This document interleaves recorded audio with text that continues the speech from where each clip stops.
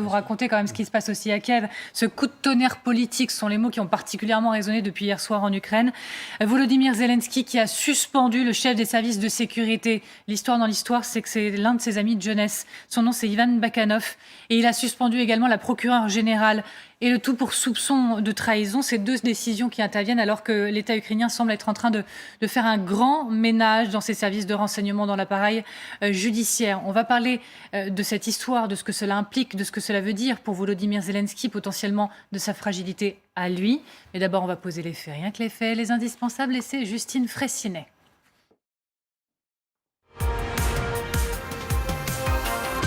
Je craignais pour la musique. Justine, bonsoir. Bonsoir Amélie, bonsoir à tous. Qu'a donc déclaré Volodymyr Zelensky précisément ?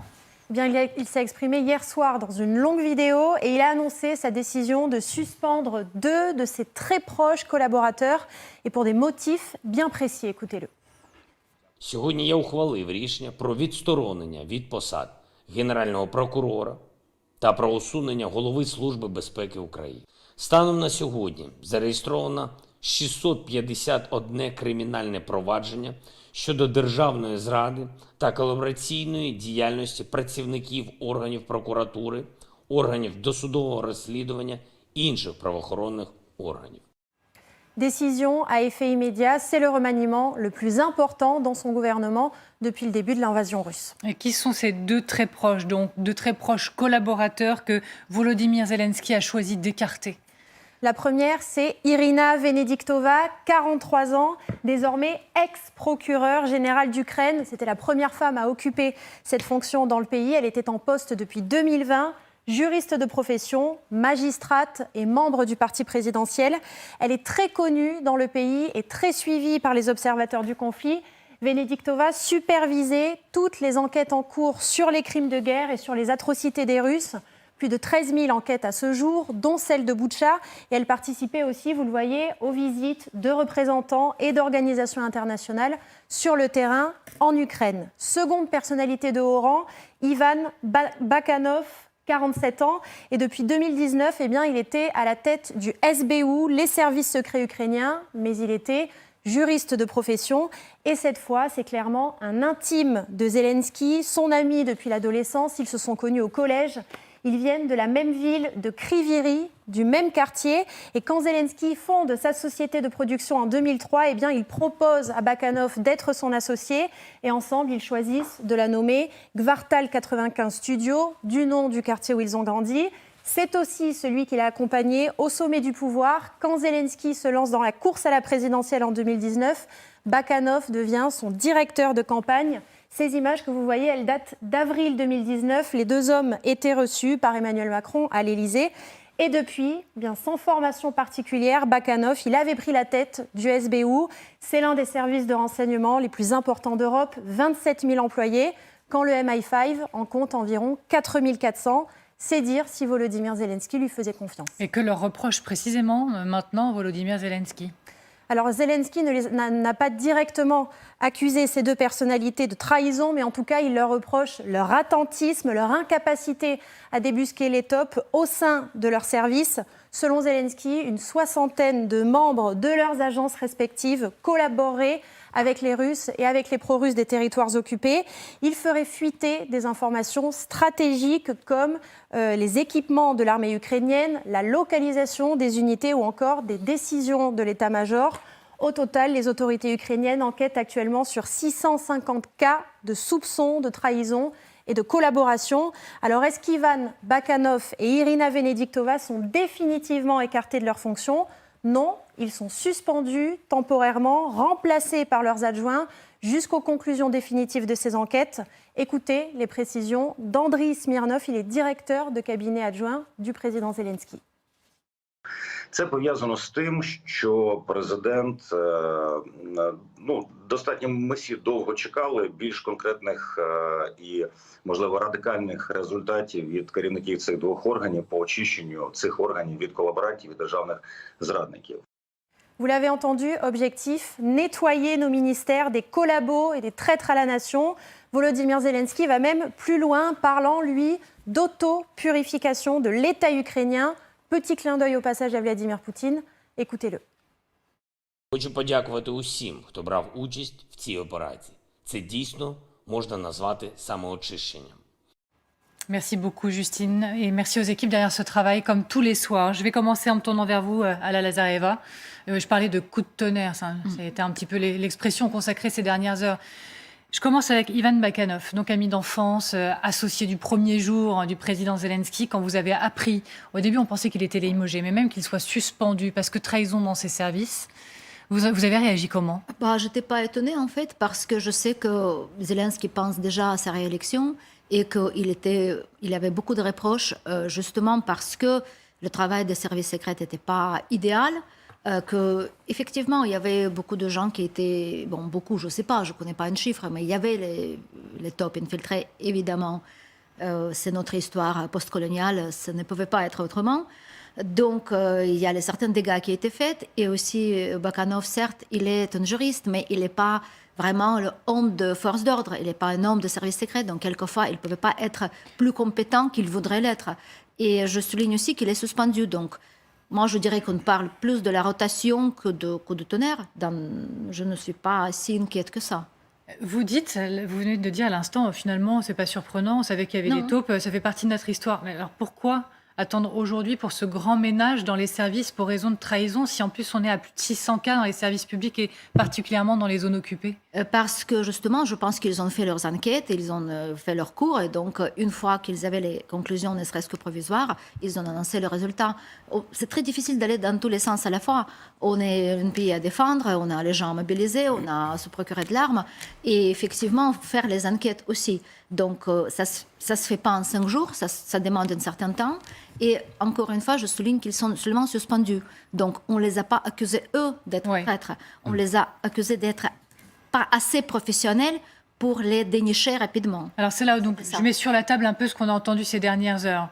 Kiev nie d'espions, les services ukrainiens infiltrés... alors, je vous vois déjà réagir, mais d'accord, il faut y répondre. Allez-y. Moi, je dirais juste à ce stade, j'ai évidemment aucun élément pour aller plus loin que ce qui a été dit, mais il y a bien deux choses différentes.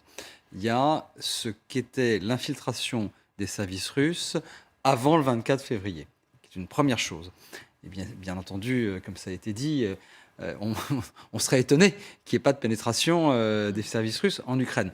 Avec quand même un petit bémol, c'est qu'il semble que le renseignement russe n'ait pas réussi aussi bien que ce qu'on avait demandé au plus haut niveau de l'État, c'est-à-dire au Kremlin, avant l'opération. Autrement dit, dans toute la période, on va dire, de préparation qui durait déjà depuis 9 mois, alors que l'Ukraine était, comme vous le soulignez très bien, déjà en guerre depuis 2014. Apparemment, il y a eu des affaires de corruption au sein des services russes qui n'ont pas pu, justement, juger de manière appropriée l'état de l'armée ukrainienne, de l'état de l'administration ukrainienne et de l'opinion ukrainienne. Donc ça, c'est une première chose, avant le 24 février. Et puis, il y a la question de l'administration d'occupation, c'est-à-dire au fur et à mesure que la Russie a gagné du terrain, a occupé des zones plus grandes que ce qui était déjà le cas le 24 février, il y a forcément des épisodes de collaboration, des épisodes de recrutement, des gens qui sont peut-être tentés parfois pour survivre. Vous savez, la collaboration, c'est compliqué. Ce n'est pas pour excuser ces actes, mais il y a des phénomènes de collaboration. Et donc, c'est peut-être aussi cela qui est en cause aujourd'hui. Mais il y a bien, je le répète, deux choses différentes. La pénétration russe dans l'appareil d'État ukrainien avant le 24 février et ce qui se passe aujourd'hui dans les zones d'occupation. Je ne sais pas dans quelle mesure, vous en savez certainement plus que moi, dans quelle mesure on est plutôt sur le premier point que sur le deuxième. Ça, j'avoue que je ne sais pas.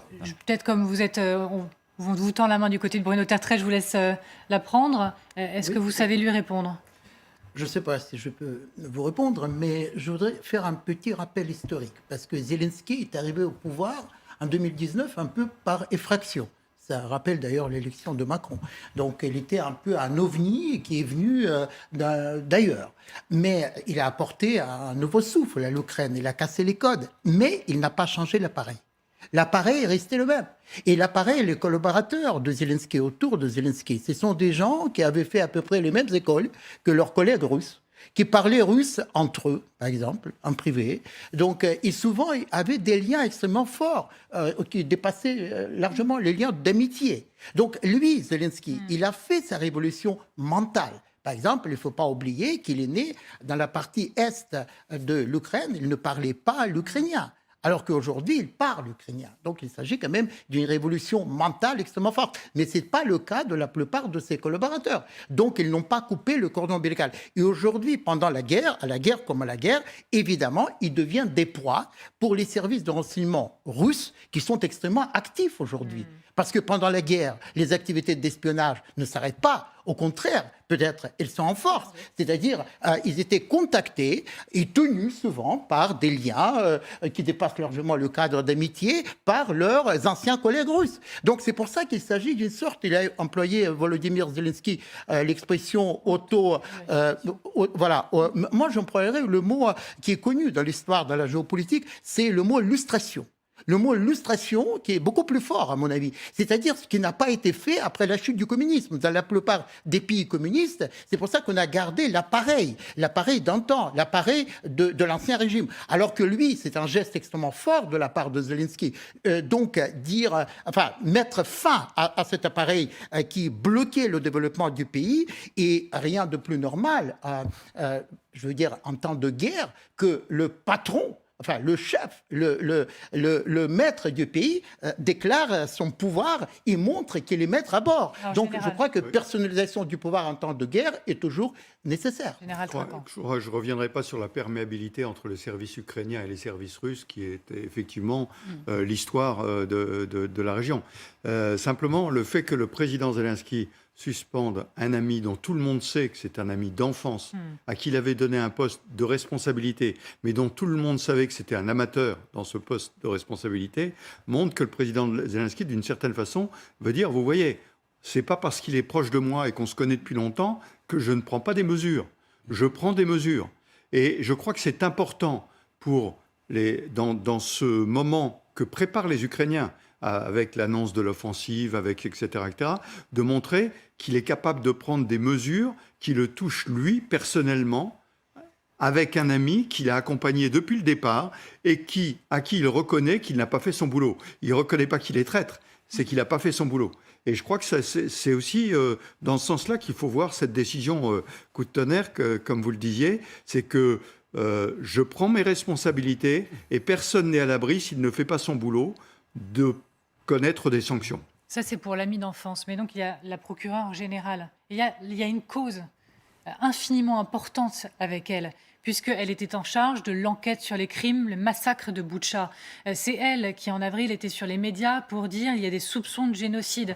C'est elle aussi qui a dénoncé massivement les viols comme armes de guerre. Avec elle, il y a un certain nombre d'informations, puisqu'elle étudiait les crimes de guerre, mais il y a aussi toute une image qui est emportée, qui est suspendue, non ? Il n'est pas écarté de son travail. Il continue de travailler, il est juste suspendu, il a toute son équipe avec elle, et encore une fois, il n'est pas inculpé. Donc, je pense qu'elle aussi avait certains reproches, disons, au niveau de logistique. Le travail qui a été fait sur Boutcha, elle ne l'a pas fait toute seule. Donc, je ne pense pas qu'il y a à craindre que le travail s'arrêtera parce que Irina Venediktova ne sera plus procureur général. Il n'y a pas de crainte à faire. Mais c'est plutôt, je pense, voilà, je rejoins plutôt Général Trinquant, c'est le signe de renouvellement, c'est aussi, il s'adresse comme ça, Zelensky, à l'opinion publique ukrainienne, elle est extrêmement populaire, et je pense qu'il veut garder la confiance des Ukrainiens. Et puisqu'il y a justement cette question de collaboration sur les territoires occupés, il veut marquer le coup, je crois. Il veut dire que je suis avec vous, je comprends vos craintes, je suis prête à aller loin. Donc, pour moi, je lis ça parce qu'encore une fois, il est à mi-mandat et je crois qu'il veut se réélire. Alors, vous voyez, in fine, moi, je voulais vous dire, est-ce qu'il est plus seul que jamais, fragilisé, déstabilisé, Volodymyr Zelensky. Et moi, ce que je comprends à la fin, c'est en fait l'inverse. C'est il montre à quel point, au contraire, il est centré, il est là, il est fort, il a les choses en main. Avec peut-être une réserve. Moi, je crois que ce que vient de dire Elena est tout à fait convaincant, mais quand même une petite réserve. D'abord, est-ce qu'il pense vraiment, en plein milieu de la guerre, à sa réélection ? Est-ce que c'est d'abord à ça qu'il pense ? Vous en avez parlé 2 fois. Je vous fais confiance que vous le connaissez mieux Je ne que suis mieux pas que dans moi. sa tête. Hein. Non, non, Mais mais c'est- bon, je crois Bon. qu'il veut Et- se réélire. Non, Bon, après, D'accord. Et il y a peut-être aussi une autre raison que nous n'avons pas évoquée jusqu'à présent, tout simplement l'impatience. L'impatience légitime d'ailleurs. Vous êtes président d'une Ukraine en guerre depuis 4 mois. Vous avez envie que la chasse aux taupes, d'une part, la dénonciation des crimes de guerre et des crimes, peut-être des crimes contre l'humanité, ça aille plus vite. C'est normal. Donc, je veux dire, c'est presque humain. Et il y a peut-être aussi ce facteur, tout simplement, d'impatience légitime de la part du président ukrainien, qui, en plus, vous l'avez très justement noté, fait acte d'autorité devant tout le peuple ukrainien et aussi l'ensemble de l'opinion mondiale. Mais j'allais dire qu'on a envie d'en savoir un petit peu plus quand même pour apprécier vraiment ce qui s'est passé aujourd'hui. Vous L'un voulez- des objectifs de Volodymyr Zelensky, c'est l'installation de l'état de droit donc, en Ukraine. L'état de droit est relativement une idée neuve en Ukraine après le communisme. Et l'état de droit, ce sont les institutions qui fonctionnent au-delà des personnes, au-delà des personnalités. Et l'un des objectifs de ce geste que je trouve extrêmement fort, extrêmement spectaculaire, de montrer qu'il ne s'agit pas d'une attaque personnelle contre les gens qui sont à la tête de ces institutions, mais il s'agit de pérenniser le fonctionnement des institutions dans le cadre d'un état de droit que Volodymyr Zelensky cherche à installer dans son pays. Selon vous, quel aura été l'impact, une fois qu'on aura mesuré l'ampleur, mais visiblement quand même Volodymyr Zelensky qui parle de potentiellement 604 trahisons, de ces trahisons pour l'Ukraine, quelle aura été la force donnée aux Russes pour tuer un peu plus, grâce à ces trahisons? je pense c'est difficile à dire comme ça mathématiquement, mais je crois qu'en fait, je rejoins Bruno Tertrais, c'est la demande de justice en Ukraine est énorme depuis Maïdan. Il n'était pas vraiment satisfait pendant les premières années de début de la guerre, donc 2014, 15, 16. Justement, les affaires de Maïdan n'étaient pas jugées si rapidement. Il y a beaucoup de soif de justice. Et je crois que là, il veut répondre à la demande de société, à cette attente de justice. Il veut faire rapidement parce qu'on est en guerre. Donc on ne peut pas se permettre de faire les longs procès. Il veut montrer qu'il est à l'écoute et que, oui, le travail n'était pas assez bien fait. Ce n'est pas qu'il les accuse de trahison. Il veut dire qu'on attendait autre qualification, autre qualité, autre rapidité. Ce n'était pas fait, donc je change les gens. C'est la rotation. C'est ce qu'on dit dans son équipe, dans nos sources à nous, de notre journal, donc dans l'équipe du président. Ils disent il faut comprendre ça comme une rotation qui est indispensable. Voilà, c'est dans notre journal aujourd'hui. Alors, je voudrais quand même poser la question de l'autre côté, et du côté russe. Est-ce que le Kremlin, alors je sais que certains vont sourire,